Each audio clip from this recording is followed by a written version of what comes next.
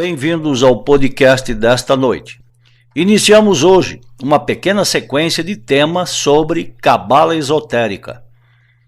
A Cabala Esotérica estuda a Árvore da Vida. O estudo da Árvore da Vida é o equivalente ao estudo do ser. Estudar o ser é investigar e pesquisar a realidade espiritual mais profunda de nós mesmos. Obviamente, todos temos uma ideia em nossa mente, ou nosso intelecto, a respeito do ser. Porém, a realidade é que há bem pouca compreensão do que é o ser. A raiz do ser está no absoluto. Usamos a palavra absoluto porque não há outra expressão melhor. Mas o que vem a ser o absoluto? Essa palavra vem da expressão latina, solutus ab omni re. Essa expressão significa livre ou liberado de todas as coisas. Daí que absoluto é tido ou considerado como a verdade, o princípio fundamental do qual derivam todas as coisas ou todos os demais. Os antigos gregos denominavam o absoluto de agnostos theos, ou seja, o Deus desconhecido. Outros o denominam de inefável, que quer dizer o que não pode ser expresso em palavras. Portanto, o ponto de partida para o estudo do ser ou da árvore da vida é isso que denominamos de inefável, absoluto, Deus desconhecido e inominado. Numa conferência sobre o tema, o mestre Samael disse que o absoluto é aquilo que está além da forma e da aparência, da quantidade e da qualidade, do número, do peso e da medida. E ainda expressou que é aquilo que está além da compreensão e do entendimento, e que só pode ser captado pela intuição. O absoluto está muito além dos 10 sefirot, está além do som e do silêncio, do pensamento e do verbo ou palavra. Nosso mundo é uma imagem luminosa convertida ou transformada em matéria por meio de sucessivas mesclas dos 5 elementos: éter, fogo, ar, água e terra. No entanto, é preciso saber que além do nosso mundo e além da própria luz que resplandece em todas as dimensões do cosmo infinito, existe a luz incriada. Isso que os orientais denominam de Sat, ou a realidade não manifestada. Portanto, é na luz incriada que temos que buscar as raízes de nosso ser. Entenda-se, o ser não é apenas o Keter da Cabala. O ser é formado por 10 esferas ou sefirot que existem, agem ou atuam em nosso mundo manifestado, mais os eons luminosos do pleroma, que estão bem distantes do mundo manifestado ou do mundo material. O absoluto está oculto na criação. A criação ou o cosmo são como véus para o absoluto ou para o Deus desconhecido. São como nossas roupas que encobrem nosso corpo. Keter, que é a suprema realidade de cada um de nós aqui em nosso mundo, diante do absoluto é uma sefira caída. Guarda a mesma proporção entre nosso corpo físico e nosso Pai Celeste. Então podemos dizer que Keter, que é nossa parte espiritual mais elevada, para o absoluto é a sua parte menos elevada. Aqueles que conhecem um pouco de Cabala esotérica sabem que a sefira mais materializada chama-se Malkut. Malkut é como se denomina nosso corpo físico na Cabala. Keter é o nome da sefira mais elevada da árvore da vida.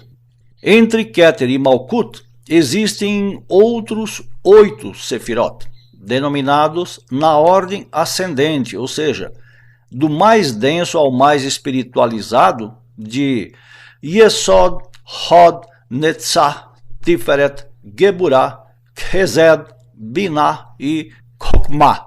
Em palavras comuns temos corpo físico, corpo etérico, corpo astral, corpo mental, corpo da vontade, corpo da consciência e corpo do espírito, seguido pelo Espírito Santo, Binah, pelo Cristo ou Logos, Hokmah, e pelo Pai, Keter. Além dessas 10 esferas ou realidades de consciência, está o que os gnósticos antigos denominavam de pleroma. O pleroma, à sua vez, é formado e estruturado por 3 grandes regiões luminosas, nas quais estão distribuídos 30 éons, sendo o mais elevado deles conhecido como barbelo, reflexo direto ou imagem direta do absoluto.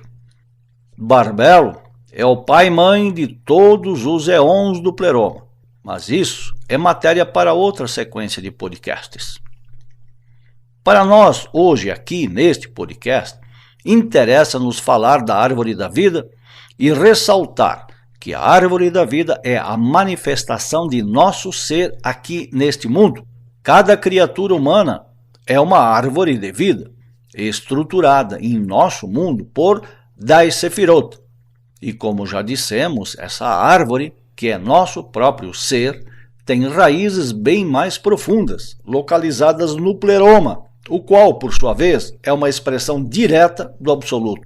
Nas palavras do mestre Samael, atrás de nossa divindade particular, Keter, está a divindade abstrata, ou o ser de nosso ser, que é o Deus desconhecido, diante do qual se prosterna todo o exército da voz.